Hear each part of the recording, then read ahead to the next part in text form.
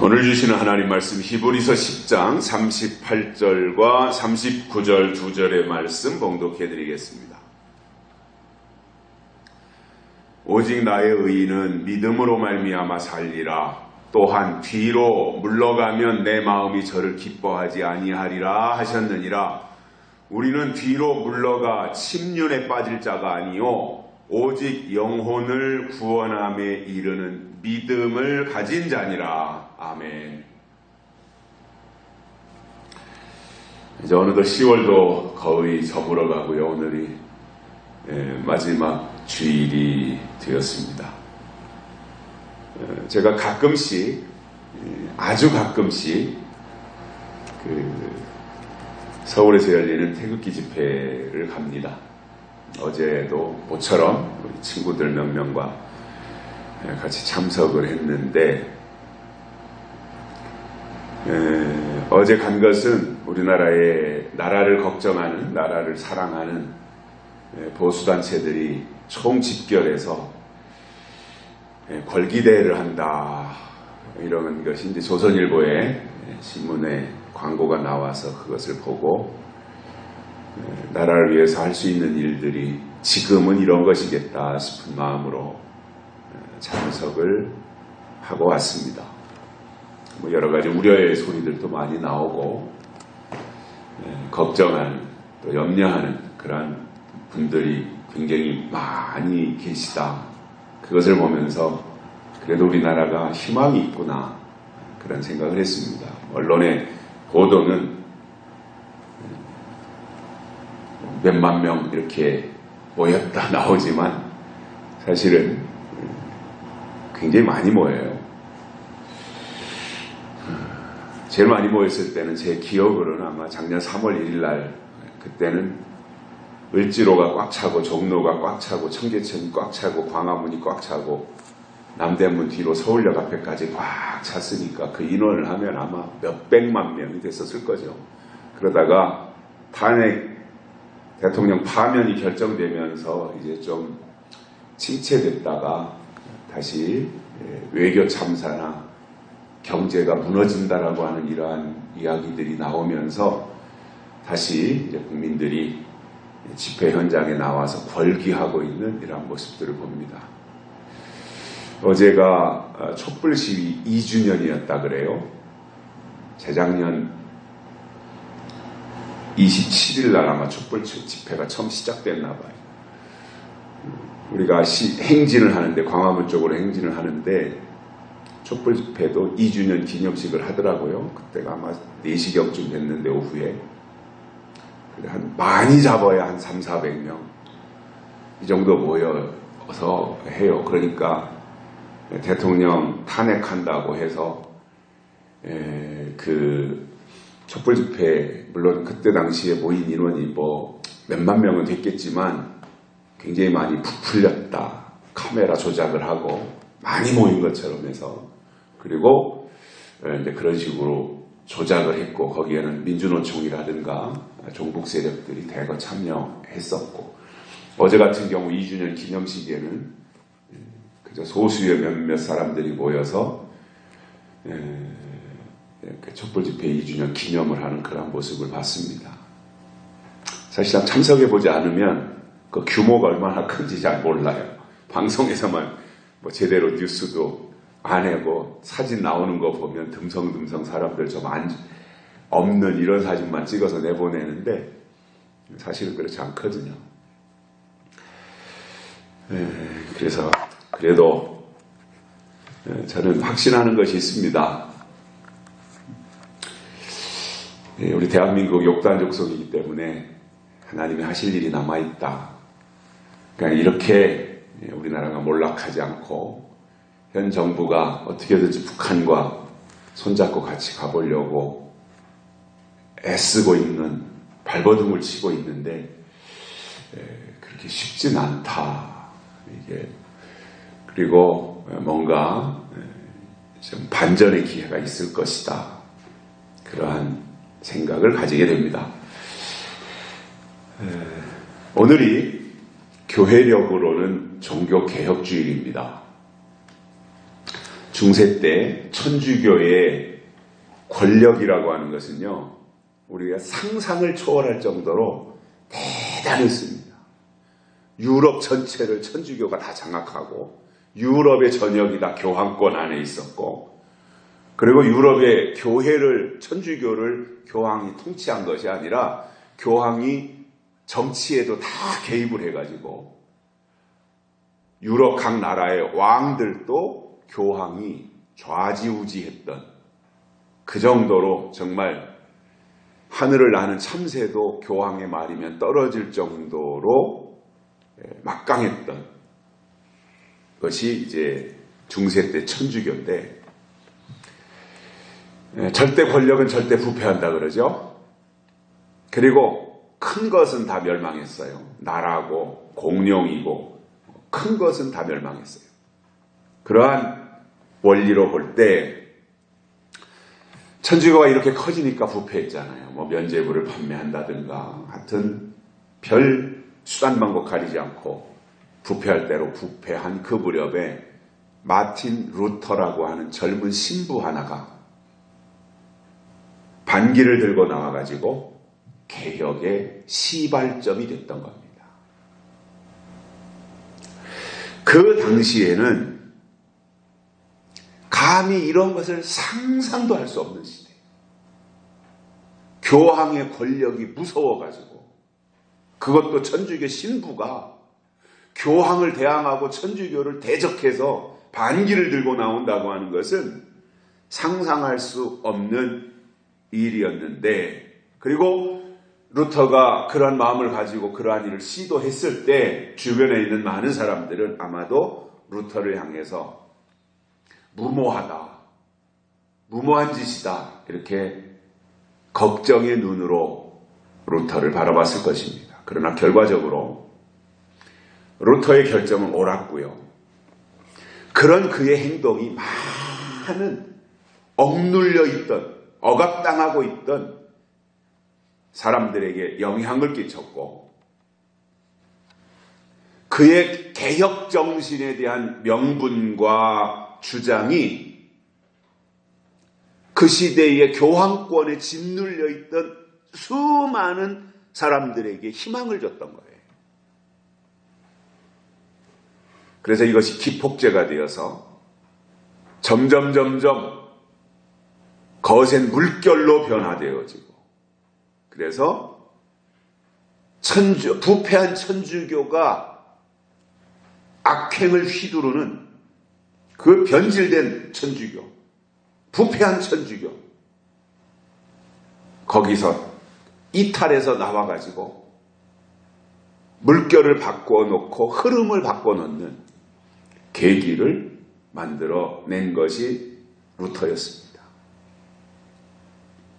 근데 저는 이러한 내용들을 보면서 그러한 생각을 해봅니다. 물론 그러한 행동을, 그러한 개혁을 행동으로 옮겼던 루터도 대단하지만, 더 중요한 것은 사실은 루터에게 그러한 마음을 주신 분이 하나님이시고, 그러한 마음을 움직이신 분이 하나님이시고, 그래서 하나님의 때가 되었기 때문에 루터를 통해서 하나님이 역사하신 것이다. 그래서 루터도 위대하지만, 쓰임받은 루터도 위대하지만, 루터를 통해서 역사하신 하나님이 더 위대하고 크신 분이다 라는 사실을 깨닫게 됩니다. 그래서 이러한 것을 보면서 저는 바로왕 앞에 가서 히브리 민족을 해방시키라고 주장했던 모세의 역사, 교황청 앞에, 그 당시에 가장 강력했던 교황권 앞에 가서 95개 조항의 선언문을 내걸고 개혁을 했던 마틴 루터나 똑같이 하나님의 손에 붙들려서 쓰임받은 사람들이었다라는 생각을 가져봅니다. 지금도 마찬가지로 우리가 가고 있는 이 길이 하나님이 주신 거룩한 사명이고 시대적인 역사라면 우리는 어떠한 장애물을 만나도 포기하거나 물러서지 말고 나가다 보면 하나님이 그런 사람들을 통해서 때가 되면 하나님의 계획하신 일들을 이루실 겁니다. 하나님은 사람을 통해서 일하시거든요. 그러니까 그 생각을 가지고 그 마음을 가지는 게 중요한 거예요. 그래서 누군가에게는 반드시 하나님이 그러한 생각을 주입시켜 주시는 겁니다. 그러한 마음을 갖게 하시는 겁니다. 이것이 하나님의 역사라는 것이죠. 그래서 그러한 마음들이 왔을 때는 그 마음을 붙들고 하나님이 주신 것을 붙들고 하나님을 향해서 나가는 거잖아요. 예를 든다면 군인은 존재하는 이유가 나라의 안보를 지키는 것이 군인이에요. 국가를 지키는 의무를 가진 것이 군인인데 군인들이 싸우다 말고 후퇴한다면 패배하는 거예요. 그래서 진지를 끝까지 사수하고 목숨 내놓고 지키거나 아니면 앞으로 돌격해서 적을 물리쳐야 이기는 것이지 후퇴하는 것은 결국은 패배하는 것입니다. 하나님은 하나님의 자녀들이 이 세상을 살면서 이기는 삶을 살기를 원하십니다. 승리자의 삶을 살기를 원하십니다. 그렇기 때문에 결코 타협하거나 굴복하고 뒤로 물러나는 것을 하나님은 극도로 싫어하시고 그래서 환난과 고난을 만난다고 할지라도 앞에 있는 것을 바라보면서 하나님은 전진하기를 원하고 계시다라는 것입니다. 목적이 있어야 돼요. 전진할 때는 앞에 있는 어떤 목표점이 있어야 돼요. 그래야 그것을 바라보고 나갈 수 있는 거잖아요. 그러면 우리에게 앞에 있는 것은 하나님의 약속이잖아요. 하나님의 약속을 우리가 바라보고 나가는 것이잖아요. 그러면 장애물이 없냐 말이죠. 루터가 아무리 그런 마음을 가지고 하나님의 역사이기 때문에 하나님의 일을 이루어 드리고자 하는 그 소박한 한 가지 마음이었지 않겠어요? 루터가 처음 종교개혁을 일으킬 그 당시에 이렇게 구교에서 빠져나와서 우리 기독교를 새롭게 만들고 이렇게 큰 물결, 이 새로운 이 하나님 신본주의 정신을 지향하는 이러한 교회가 만들어질 것은 꿈도 꾸지 못했을 것이고 다만 캐톨릭이 잘못되었다. 이것은 하나님이 기뻐하시는 일이 아니다. 이 상태로 가면 안 된다. 이제는 새롭게 작지만 순수하게 하나님을 지향하고 그리고 그 하나님의 뜻대로 향해서 나가야 된다. 그렇게 살아야 된다라고 하는 지극히 작은 생각을 가지고 소수의 사람들이 모여서 그 일을 시작했는데 결과론적으로는 이렇게 커졌고 그 일이 옳은 일이 되었던 거잖아요. 시작은 작았는데 그 과정 속에 온갖 박해가 있지 않겠습니까? 온갖 협박들이 있지 않았겠어요?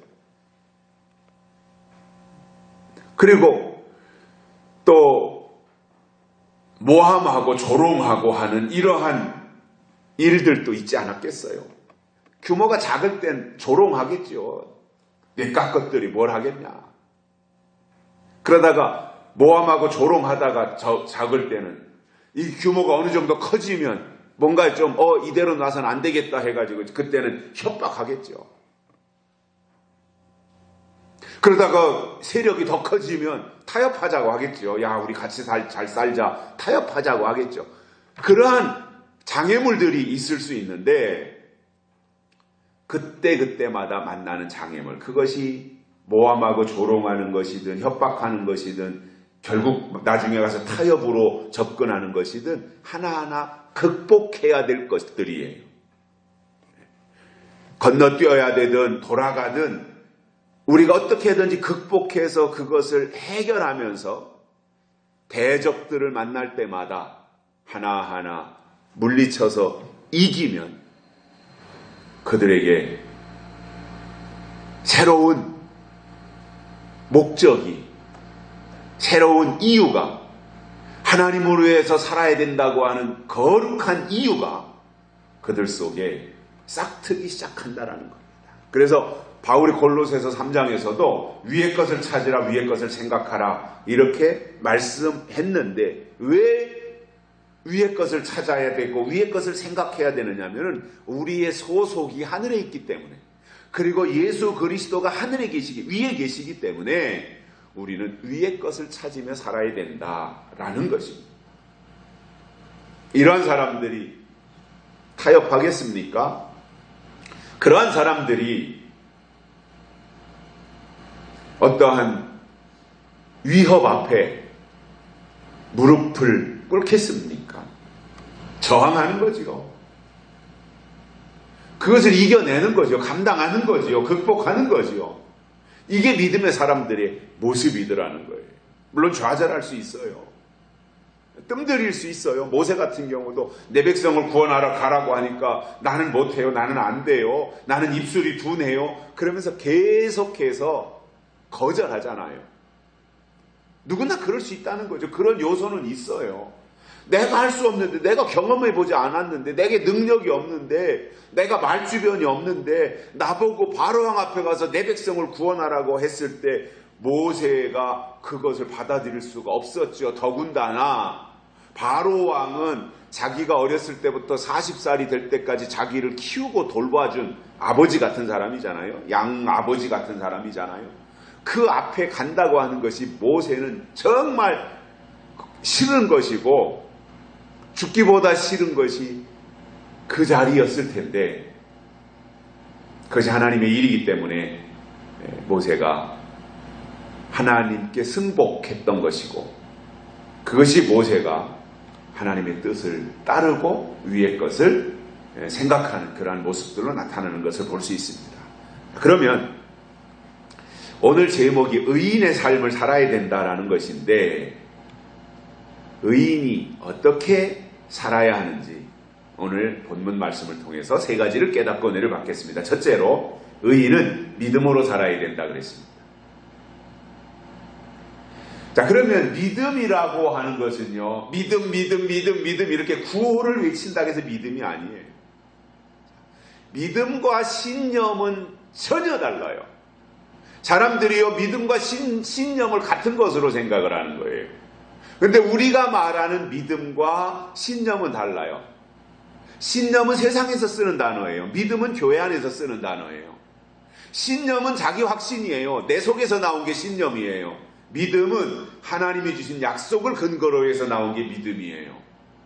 그렇기 때문에 신념과 믿음은 다른 겁니다. 그래서 우리가 말하는 믿음은, 믿음의 토대가 어디냐면 약속이에요. 약속에서 믿음이 나오는 거예요. 그래서 우리가 하나님을 믿는 것은 약속을 믿는 거예요. 그리고 이 세상에 수많은 종교들이 있지만 약속을 주신 분이 있고, 그래서 그 약속을 받아가지고 그 약속을 가지고 믿는 곳은 기독교밖에 없어요. 그래서 기독교가 말하는 믿음이 뭐예요? 약속하신 분이 계시고 그분이 주신 약속을 받아서 그 약속을 지키는 것이 믿음이라는 거예요. 그래서 구약은 오실 예수님에 대한 약속을 주신 것이고, 신약은 구약에서 예언한 그 약속이 이루어졌다, 예수님이 오셨다 약속하신 그분이 바로 예수님이다, 이것에 대해서 기록하신 것이고, 계시록에서는 예수님이 다시 오신다 라고 하는 것에 대해서 기록하고 있는 거예요. 그래서 성경의 핵심은 예수예요. 구약은 오실 예수, 신약은 오신 예수, 계시록은 다시 오실 예수, 이것이 성경인 거예요.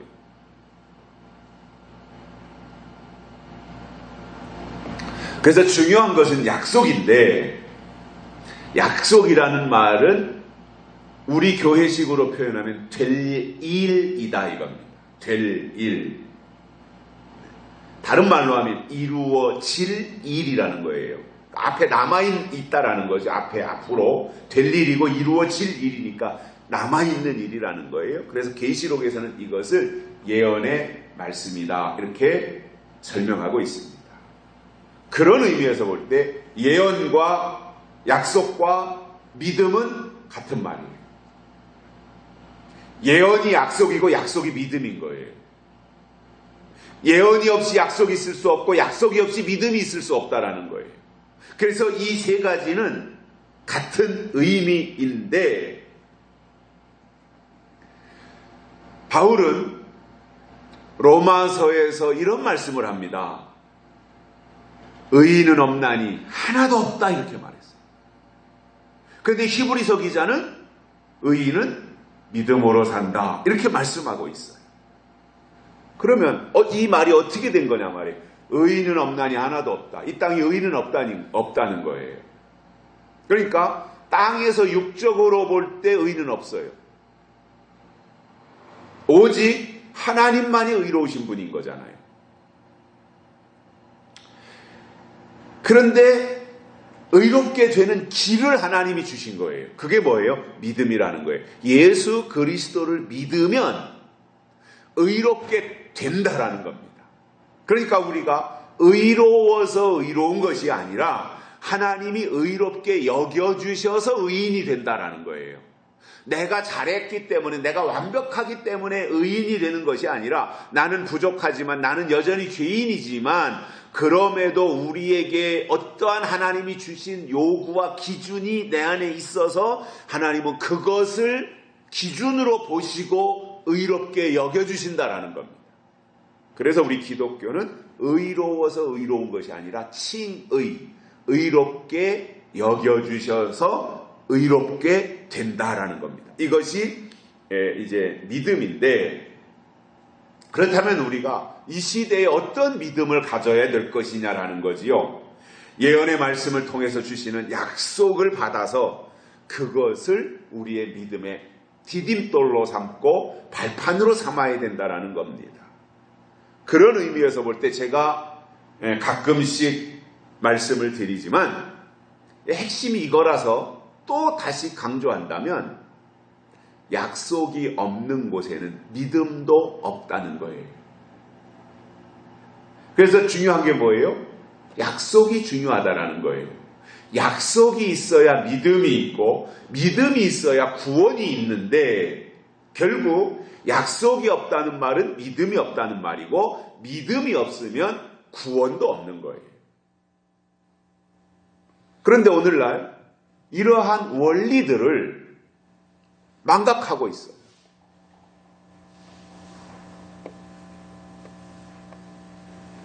교회가 가장 중요하게 여기는 것이 예언과 약속과 믿음이잖아요.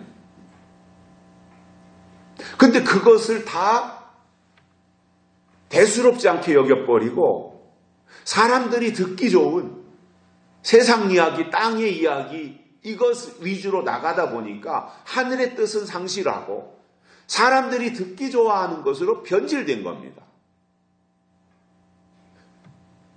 그러다 보니 갈 수 있는 방향이 어디예요? 기복신앙이었던 거예요. 그래서 저는 제가 가지고 있는 관점 중에 하나는 예수님의 십자가에서 탄생되어진 교회, 초대교회죠. 이 교회가 잘 왔는데 물론 중간중간에 뭐 부패하기도 하고 했지만 아무튼 이어져서 명맥이 이어져서 왔는데 마지막 때 와서 교회가 기복신앙 인본주의로 치우치면서 돌이킬 수 없는 자리로 꼬라박고 말았다라고 생각을 해요. 이것이 우리의 현실이에요. 물론 거기에는 뭐 WCC의 영향이라든가 이런 것들이 배경에는 많이 있어요. 그런 것들을 교회가 제대로 분별하지 못했고 대처하지 못했기 때문에 그러한 요인들이 너무나 많이 교회 안에 침투해 들어온 거예요.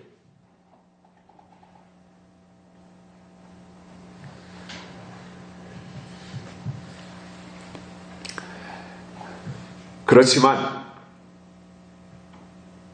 어차피 마지막 때가 되면 혼합주의가 나타나는 것이고 이것저것이 다 뒤섞이는 거예요. 시대가 되는 거예요. 그게 변질이잖아요. 이것저것 다 섞여버리는 거예요. 그럴지라도 우리는 약속의 말씀을 근거로 해서 믿음으로 살아야 된다. 이것이 의인의 첫 번째 삶이다 이겁니다. 두 번째로는 뒤로 물러가지 말아야 된다라고 말씀하고 있습니다. 의인은요, 뒤로 물러가지 말아야 된다는 거예요. 왜냐하면 뒤로 물러가는 것을 하나님이 기뻐하시지 않기 때문입니다. 다시 말하면 뒤로 물러나는 것은 믿음이 아니라는 말입니다. 후퇴하면 안 된다는 거예요. 자, 히브리서 11장이 믿음장이죠. 에녹에 대해서 말씀하면서 에녹의 믿음은 하나님을 기쁘시게 하는 믿음이었다라는 거예요. 에녹은 삶 속에서 늘 하나님을 기쁘시게 하는 자였다라는 거예요. 그러다 보니 그가 죽지 않고 살아서 하늘로 올라갔는데 얼마 동안 하나님을 기쁘시게 했습니까? 300년 동안이나 자그마치 하나님과 동행하면서 하나님을 기쁘시게 했고 그 결과가 하나님이 그를 직접 하늘로 데려가셨다라는 거죠. 이것이 믿음이에요. 믿음은 뒤로 물러가는 게 아니에요. 믿음은 뒤를 돌아보는 게 아니에요. 믿음은 생각조차라도 뒤로 가는 게 아니에요. 그래서 우리가 늘상 중요하게 생각해야 될 것이 뭐예요? 앞으로 나가야 돼요. 먼저 생각이 앞으로 가야 되고요. 그리고 생각이 가는 것만큼 내 몸이 그 방향으로 따라가야 되는 거예요. 이게 앞서가는 사람인 거예요. 앞서가자는 거죠. 선견지명이라는 말 있잖아요. 선견지명. 굉장히 좋은 말이에요.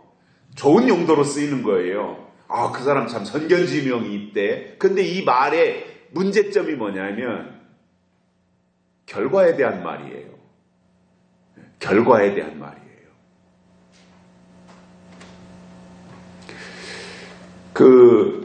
박정희 대통령이 서울과 부산 사이에 경부고속도로를 놓을 때 가장 반대했던 사람 대표가 누구였는지 아세요? 김대중이에요. 안 된다는 거예요.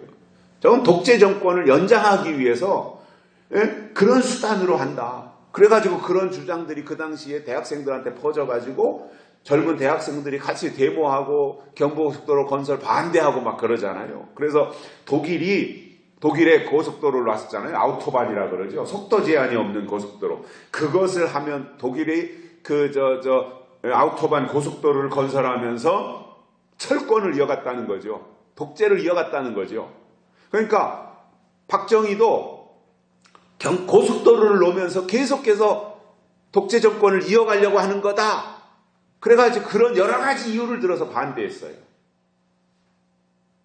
그런데 불과 얼마 지나지 않아서 우리나라가 세계화되는 대동맥이 된 거잖아요. 경부고속도로가 대동맥.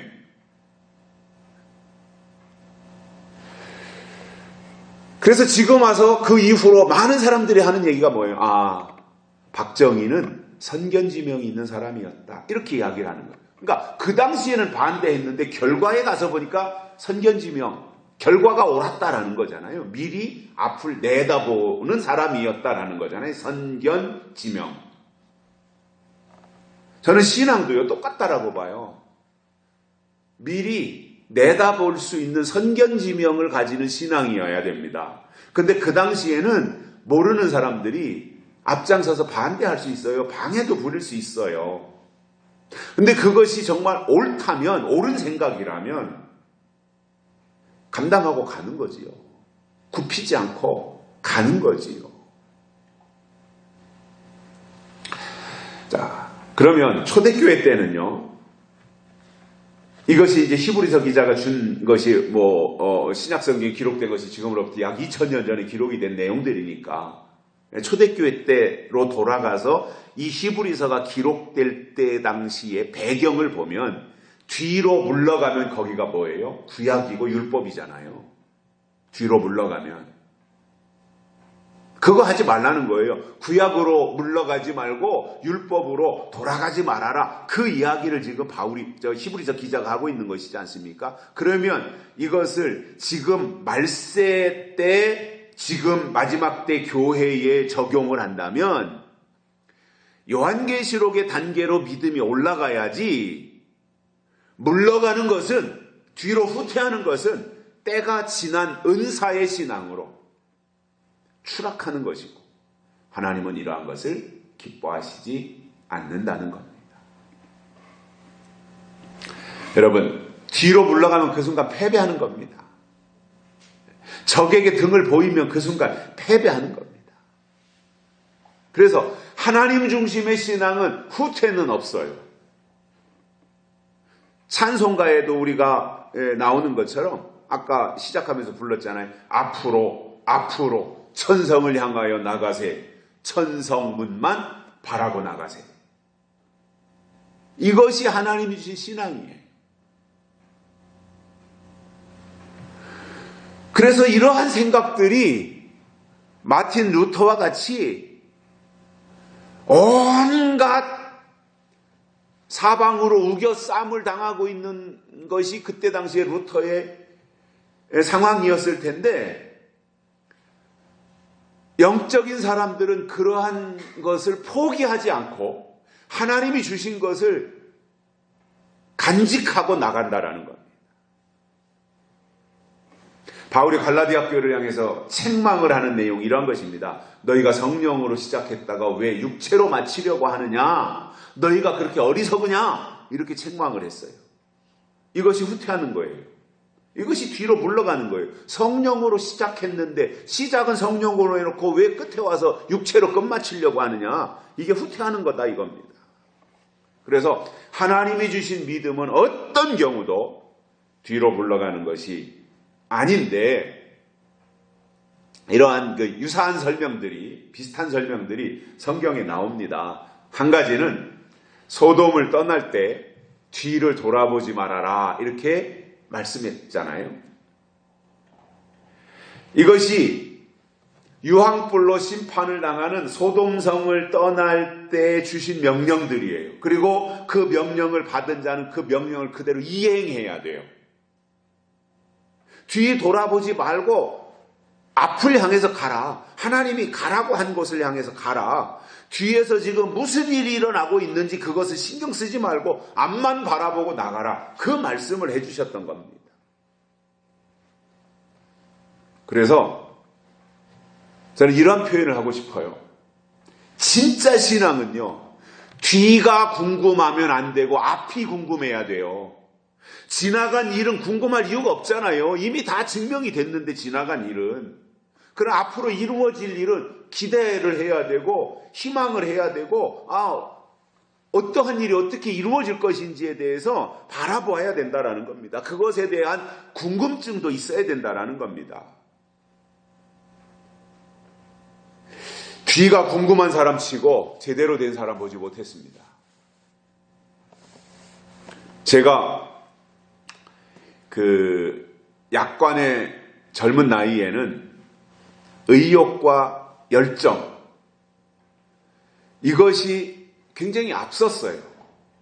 충분한 검토라든가 충분한 의견 수렴이라든가 다른 사람들의 견해를 듣는다든가 이것에 시간을 많이 투입하기보다는 의욕이 앞서니까, 그 의욕이라는 게 결국 뭐예요? 자기 열심이잖아요. 내 속에서 나온 어떠한 욕심들인 거잖아요. 그것이 앞섰어요. 열정이 앞섰어요. 그게 젊었을 때의 모습이에요. 그런데 나이가 좀 들고 점점 숙성되면서는 제가 보고 느끼고 깨닫는 것들이 이런 거예요. 뭐냐면 생활이 떳떳지 못한 문제가 있는 사람들, 아니면 뒤가 구린 사람들은 뒤를 궁금해야 되라는 거예요. 또 하나, 단계가 낮은 사람, 유치하다고 그러죠. 단계가 아주 낮은 사람들, 수준이 아주 낮은 사람들은 뒤가 궁금해요. 뒷일이 중요한 거예요. 뒷일이. 그런 사람들에게는. 그러나 성숙한 사람들 있잖아요. 이런 사람들은 앞에 있는 일이 더 궁금하고, 앞에 있는 일이 알고 싶고, 앞에 있는 일이 기대가 되는 거예요. 우리의 신앙은요, 뒤를 돌아보면 안 됩니다. 롯의 아내는 하나님의 말씀을 듣고 소돔 성을 떠났어요. 잘한 일이잖아요. 그런데 뒤돌아보지 말라고 한 그 말씀을 끝까지 지켰어야 되는데 뒤를 돌아보는 순간 소금 기둥이 되고 말았던 거죠. 안타까운 일이잖아요. 소돔성이 심판당할 거 알았어요. 유황불로 심판당할 거 알았어요. 심판당할 그 성에서 떠나야 될 거 알았어요. 빨리 거기를 벗어나야 된다는 거 알았어요. 그래서 피난은 했어요. 피난은. 유황불을 피난은 했어요. 그런데 의미가 없다는 거예요. 소기둥이 되었으니까. 무슨 말이냐면 어떤 경우도 하나님의 말씀이 우선이라는 거예요. 하나님의 말씀은 내가 가장 우선순위에다가 두고 지켜야 될 가치가 충분히 있는 것이다. 그거예요.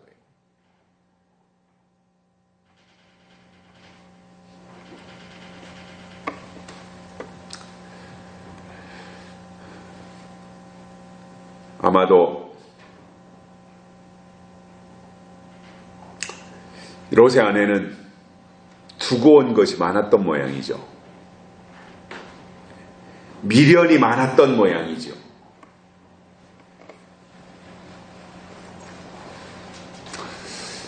그러니까 더 이상 하나님의 인도하심을 받지 못했던 거예요. 그래서 뒤가 궁금해서 늘 뒤를 돌아볼 생각을 가지고 산다면 피난하는 사람들의 자세가 아니라는 겁니다. 피난하는 사람들은 뒤에 무슨 일이 있어도 그건 하나님이 심판하시는 거니까 거기는 신경 쓰지도 말고, 거기에 내가 금송아지를 두고 왔던, 금덩어리를 두고 왔던, 수억 원짜리 주식을 두고 왔던, 그것은 신경 쓰지 말고 하나님의 말씀만 바라보고 나가는 것이 피난하는 자들의 자세라는 것입니다.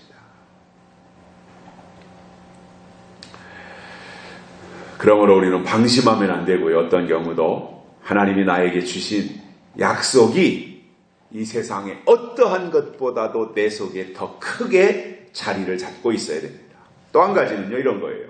내려가지 말라는 말씀을 하셨잖아요. 내려가지 말아라.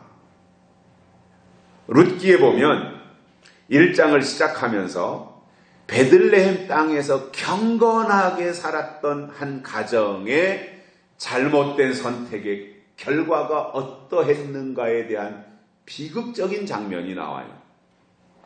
물론 그것도 하나님의 섭리, 뒤에 가서 보면 섭리이지만 그 1장 자체만을 보면 비극적이에요. 그 남편의 이름은 엘리멜렉이고 부인은 나오미입니다. 나중에 보아스를 만나가지고 예수님의 족보에 혈통을 잇는 그 역할을 하게 되는데, 이 엘리멜렉의 가정이 베들레헴 땅에서 살다가 예기치 못한 흉년, 장기적인 흉년이 왔을 때 견디지 못하고 베들레헴에서 모압 모압 땅으로 모압 지방으로 내려갔습니다. 지도를 펴놓고 보면 베들레헴은 예루살렘 바로 밑에 있어요. 예루살렘 바로 밑에. 그러니까 우리나라로 말하면 서울 바로 밑에 과천 정도가 되는 거죠. 아니면 안양 정도. 예루살렘 바로 밑에가 베들레헴이에요.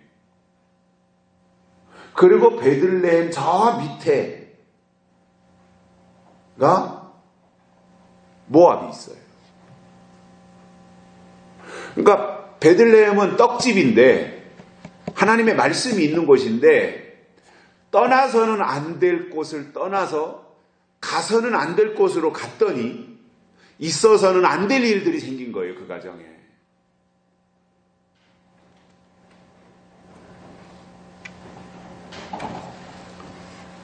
그래서 엘리멜렉 자기도 죽고 말론과 기련 두 아들도 죽어요. 졸지에 그 가문의 그 혈통에서 아버지와 두 아들 남자가 셋이 있었는데 다 죽어버리니까 씨가 마른 거예요. 그 혈통이 끊어진 거잖아요.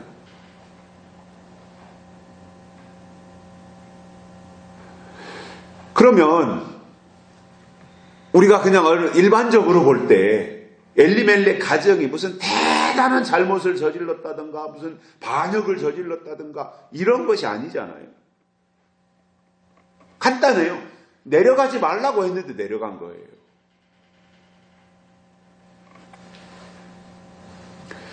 그래서 저는 그러한 생각을 가져봅니다. 뭐 세상에서도 그렇고 신앙 안에서도 마찬가지라고 보는데 내려가 봐야 좋을 거 없어요. 신앙은 올라가는 것이지 내려가는 게 아니에요. 주를 앙모하는 자는 올라간다 그랬어요. 그런데 자꾸 우리가 살면서 미혹이라고 하는 것이 뭐냐 하면 내려가게 만드는 거예요. 자꾸 내려가고 꼬라박고 침체되게 만드는 것이 미혹인 거예요. 결국 우리를 하나님의 형상을 회복하는 그 자리에 있어야 될 하나님의 사람들을 추락시키는 거예요. 그래서 영적인 것을 바라보고 살던 사람들로 하여금 땅의 것, 육적인 것을 바라보며 사는 사람으로 만드는 거예요. 이것을 계시록적으로 종들에게 표현한다면 별이라는 거예요. 별은 하늘에 있어야 되잖아요. 그런데 마지막 때가 되면 하늘에 있어야 될 별들이 땅으로 떨어진다는 거예요. 어느 정도로 떨어지느냐? 대풍에 무화과 나무 선과실이 떨어지듯이 그렇게 다 떨어진다는 거예요.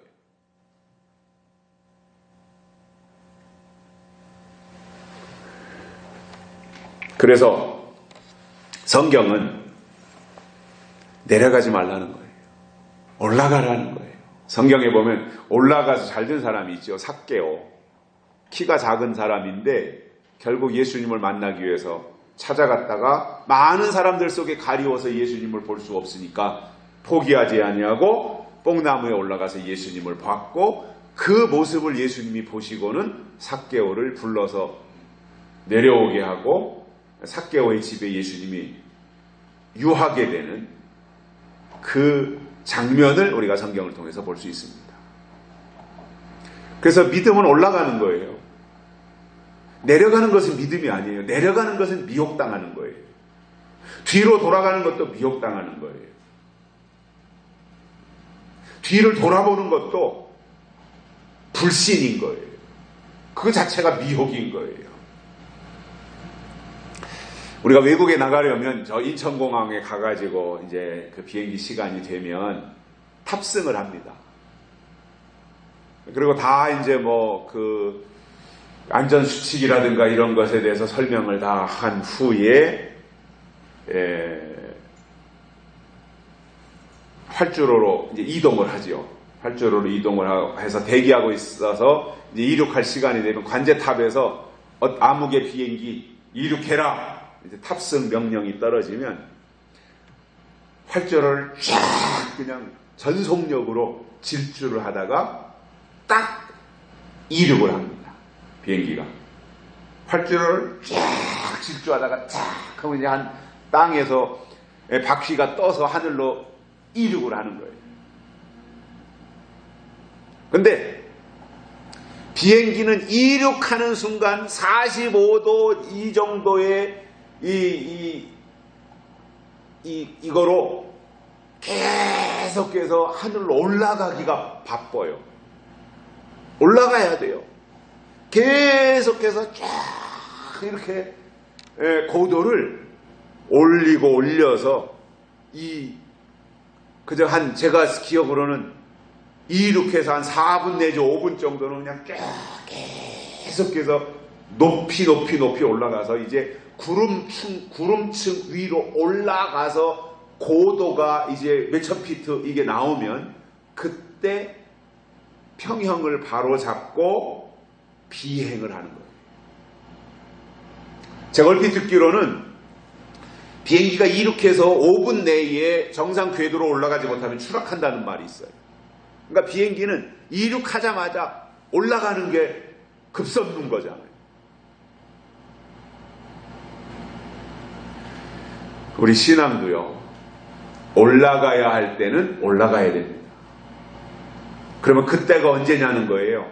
시대가 바뀌고 나면 그때는 영적 차원이 올라가야 될 때다, 올라가는 때다라고 하는 것이고, 그래서 올라가면 하나님이 그를 쓰신다는 것.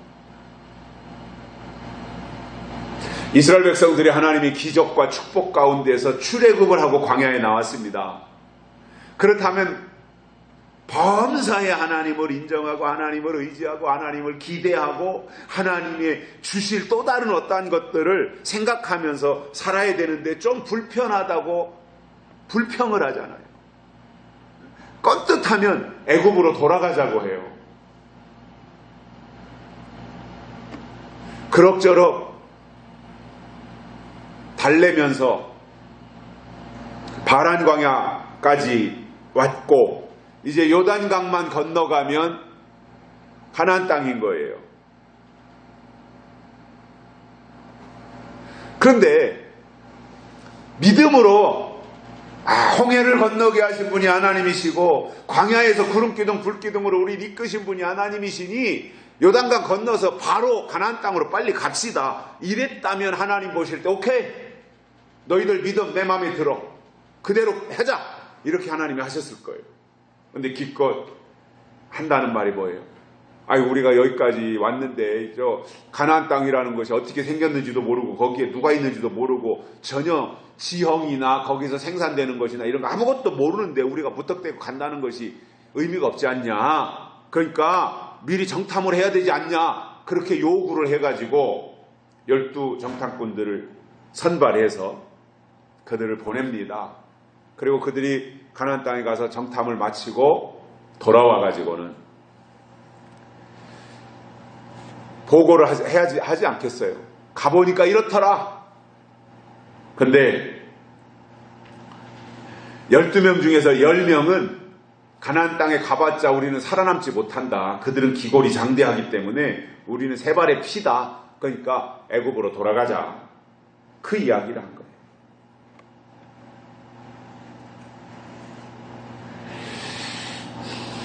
그러면 지금까지 그들이 뭘 했습니까?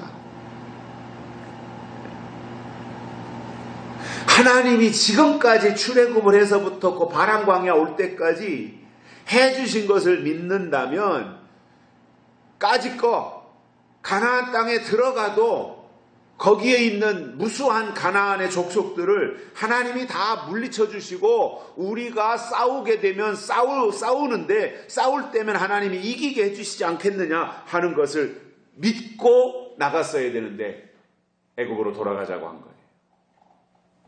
그리고 10명의 말을 듣고 그들의 말을 지지했던 거예요.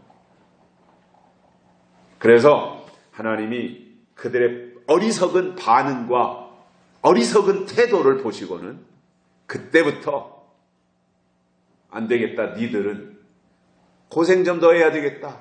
요단강은 그렇게 아무나 건너는 줄 아냐? 너희들같이 그렇게 불신투성이, 의심투성이 이런 종자들이 어떻게 요단강 건너겠냐? 너희들 이 상태는 안 되겠다. 그래가지고 바람광에서 12정탐꾼 보내고 왔던 그때 시점에서 다시 38년 동안을 광야에서 뺑뺑이 돌렸던 겁니다.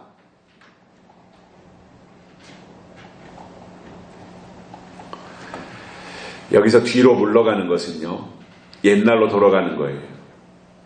이것은 율법으로 돌아가는 것이고 때가 지난 이전 것으로 돌아가자고 하는 거예요. 엄마 뱃속으로 돌아가자는 것과 똑같은 거예요. 나 이 세상 살기 귀찮고 어렵고 취직도 안 되는데 힘들고 말이에요. 공부하기도 싫고 그러니까 나 싫어. 엄마 뱃속으로 나 다시 들어갈래요. 이러는 것과 똑같은 겁니다. 하나님이 이걸 원치 않는다라는 거죠. 세 번째로는 의인은 침륜에 빠지지 말아야 됩니다. 의인의 삶이라고 하는 것은 침륜에 빠지면 안 되는데, 침륜이라는 말이 어떤 말이냐? 멸망이라는 말이에요. 멸망. 이것은 뒤로 물러난 결과입니다. 뒤로 후퇴한 결과가 뭐예요? 침륜, 멸망이라는 거예요. 그러니까 이것은 믿지 않는 세상 사람들이 멸망당한다 그 말이 아니에요, 지금. 믿지 않는 자들은 이미 심판을 받은 거잖아요, 성경적으로 볼 때.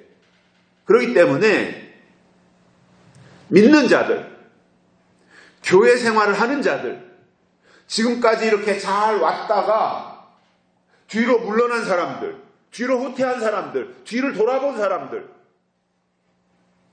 옛것을 챙긴 사람들, 애굽으로 돌아가자고 하는 사람들, 율법적으로 기복적인 신앙으로 후퇴하는 사람들, 이런 사람들에게 주신 말씀이에요. 이 침륜이라고 하는 단어가, 멸망당한다고 하는 이 단어가 교회 안에서 믿음 생활을 하면서 약속의 단계로 나아가지 못하고 옛날로 애굽으로 돌아가는 생각을 가진 그들이 멸망당한다 그 말이에요.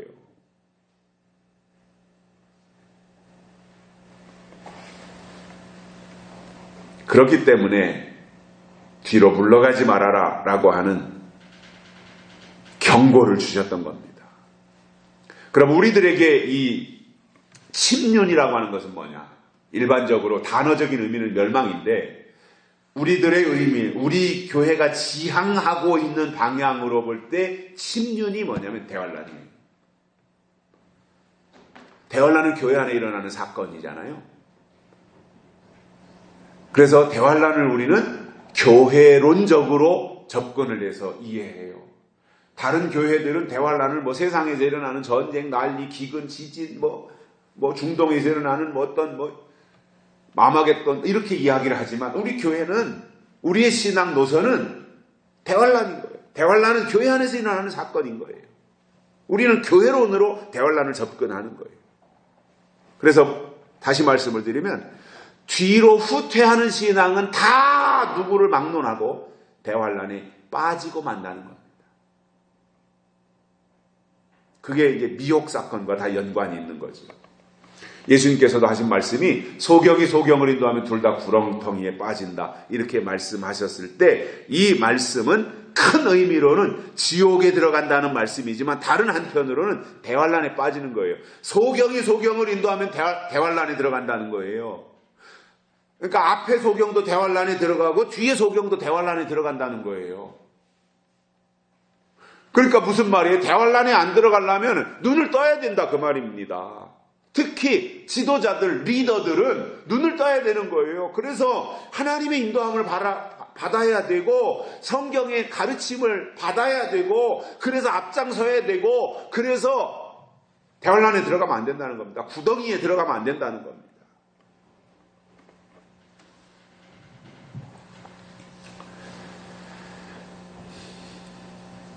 결론적으로 우리가 하나님이 원하시는 의인의 삶을 살기 위해서는 믿음으로 살아야 됩니다. 약속이 중요하다 그 말입니다. 그리고 뒤로 물러가면 안 되고 침륜에 빠지지 말아야 된다라고 말씀하고 있는데, 그러기 위해서는 우리에게 필요한 것이 뭐예요? 뒤의 사건이 아니라 앞에 남은 사건이 중요하다는 거예요. 이미 지나간 사건이 아니라 우리 앞에 다가오는 사건들을 바라보고 가는 게 중요하다라는 거예요. 그래서 다가올 예언을 사모하면서 하나님이 지금 이 시대에 2018년 10월 28일 오늘 우리가 이 중요한 시점들을 이제 하루하루 지나가고 있는데 하나님이 오늘 이 시대에 우리에게 주시는 약속의 말씀을 우리의 믿음의 토대로 삼고 그로 인하여 우리의 주변에서 발생하는 여러 가지 장애물들을 하나하나 극복하면서 하나님의 말씀의 인도함을 따라 살아가시기를 주의 이름으로 축복합니다. 살아계신 하나님 감사합니다. 오늘 불러주시어 말씀을 듣게 해주셔서 감사를 드립니다. 우리가 의인의 삶을 어떻게 살아야 되는가 이것을 히브리서 기자의 가르침을 통해서 듣고 깨달았습니다. 우리의 삶이 흐트러지지 아니하게 하시고 하나님이신 약속의 말씀이 우리의 시선에서 벗어나지 아니하게 하시며 어떤 경우도 미혹당하여 후퇴하거나 뒤를 돌아보거나 뒤로 물러나지 아니하고 끝까지 환난을 이기고 하나님이 예비하신 구원에 이를 수 있는 믿음의 사람들을 우리를 이끌어 주옵소서. 다시 오실 예수님의 이름으로 간절히 기도드리옵나이다. 아멘. 찬송가 394장